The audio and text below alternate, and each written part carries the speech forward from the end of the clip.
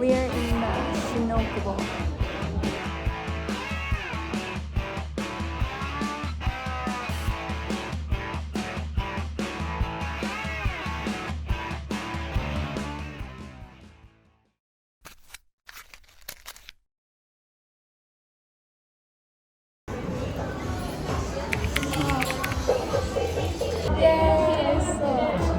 We are in Shinokubo. And this is Kay, Kai, and this is Suzy. Itadakimasu. And then you can try. Okay, I love it. It's good? What is it? Oh, you can drink water. You want to drink?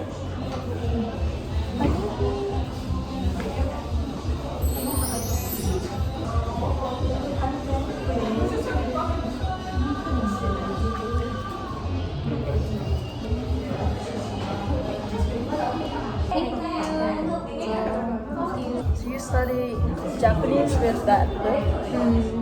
It's like all in Japanese. Oh, it's manga. This 1 year teacher had a relationship with Japanese guy. No, I have a boyfriend. Yes?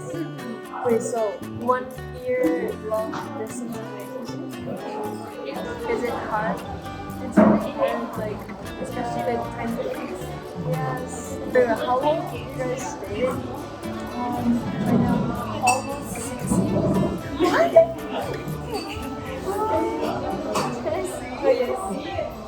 Really? Almost 6 years. You guys call every day? Before we used to call every day, but then we kind of like adjusted to the schedule. Now that we got used to long distance, we understand that there are times when we're busy. Yeah. It was hard at first to get used to, especially during the hard times when you just like want to be with them, you want to see them. But then you just have to get used to it. It's you. Cute couple. How did you guys start dating? First, we became friends, but I actually at first, like, I didn't like him. Because I would see him, but I was like, oh, but then our, like, I guess mutual friends, like, he was friends of my friends, so that's how we met. But then we started talking more, and I was like, oh, and then I was like, oh, I like him. So then, actually at first, couple years, we wanted to be friends first because we knew that like we liked each other. Yeah. For me, this is like a personal reason. I know everyone's different, but for me, like when I want to be in a relationship, I want to make sure I'm spending my time right. Yeah. Like I don't want to waste my time. Yes. Kind of. So I wanted to take the time to get to know the person. How long you guys know each other before you guys started dating? I've actually known him since middle school. Middle school is junior high. And then started dating in school. Wow. Do you have any time to like argue? Yeah, Oh yeah, it was really hard in the beginning because especially since we were so young. There's like that phase in the beginning where like, oh, like everything's nice, but then once you start to know each other, that's when you start to realize that you guys, or you start to see each other's faults and everything. That's usually the time when people break up. Yeah. But for me, I wanted to stay with this person, so like, even though we had arguments, like it was really hard because there's times when you can tell like they're tired. And then I really wanted to make sure it worked out. So let's say we had an argument, like it was hard to go to sleep. Yeah. So I would tell them like, oh, I don't want to go to bed. You know, like it's just You can't sleep, you can't rest. Yeah. Like, it's just on your mind. So I just wanted to do my best to talk it out. Yeah. So that's why there's a lot of times when we argued, like we would stay up because like we needed to at least settle it a little bit before we go to bed. Yeah, it's important. What's the most difficult thing? Like During long distance. I guess at times when I'm feeling sad and when they're feeling sad, there's only so much you can do than to text. Like, just call or yeah, text. but then there's so much more you want to do. You want to comfort them in person, but you can't. Yeah. So all you can do is just text. So I would say that's the hardest part. Yeah. You want to be there for them when they're having a hard time, or you wanting them to be here when during a hard time. Or not even just hard times, if there's like any good times, it's like I wish they were here so I can spend it with them. Yeah. I was wondering, like, when you tell him, like, you will go to Japan, how was the reaction? Like, okay. Because for me, I always talked about studying abroad one day, but then I actually I didn't tell anyone when I was starting my application.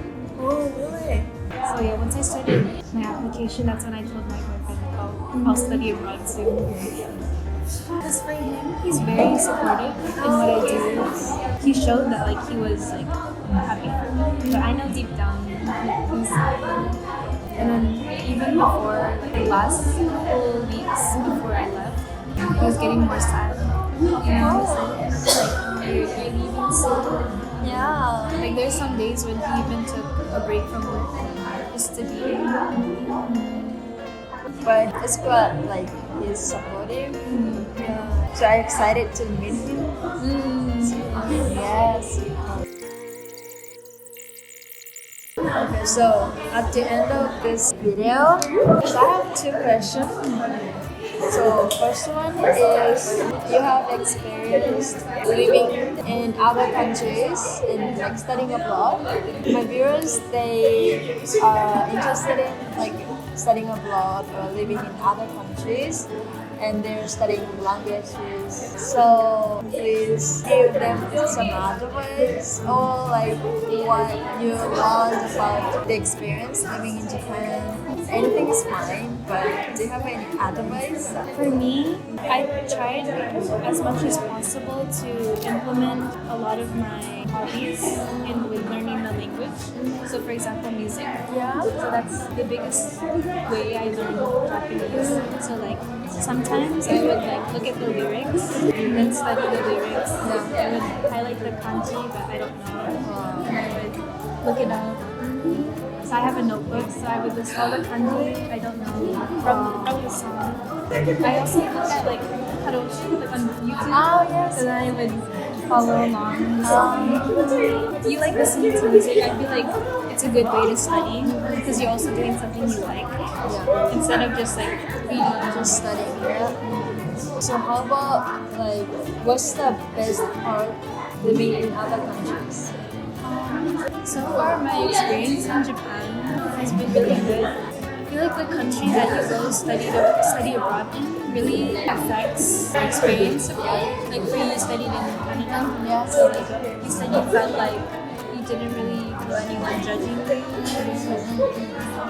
For me, it was hard as a foreigner because I felt there was a lot of people judging me sometimes. And I feel in America, from what my international friends would say, America is not so safe. Yeah. So that also affected the experience. So I feel the country you choose to study in really affects your experience. And also language. I feel if I could speak Japanese more, I feel I would have had a better experience compared to me and someone else. Maybe their experience is better because their proficiency in Japanese is higher. There are a lot of times when I wanted to do something, but I couldn't because I didn't know what to say or how to react. So it's better to study language because a lot of people say oh, maybe you don't need to know that much. Honestly, you do need to know this. Yeah, that's so true. Because language is is the way you can connect with others. Yeah, language is important. Okay, so lastly, about yourself in the future, especially like YouTube, what's your goal? I guess 1 year from now, I would hope to have. Is this too much? No, you can say it. I hope to have at least 10,000 subscribers. At least. You can do it. Because recently the number of subscribers is getting right. Yeah, you can do it. I did. I hope to have at least 10,000, but also I want to like grow a community. For me, like the type of videos I make, it's more on like lifestyle. Yeah. And I had a couple comments saying like, oh, like you inspire me. They would say I inspire them. So for me, my motto in life is like do what makes you happy. Oh yeah. So I want to show that to others, like because there's a lot of things in life that I regret not doing. And then there's a lot of things I would see my friends not do, and then they would say, "Oh, I regret this, I regret that." So as much as possible, like I want to capture, I guess, my journey through life and what I'm doing. Hopefully, inspire others. Yeah. I was inspired by you right now. Yeah, thank you. So guys, please subscribe to our channel and please watch the video until the end. Yes. Thank you. Thank you. Thank you. Bye. Okay. Thank you.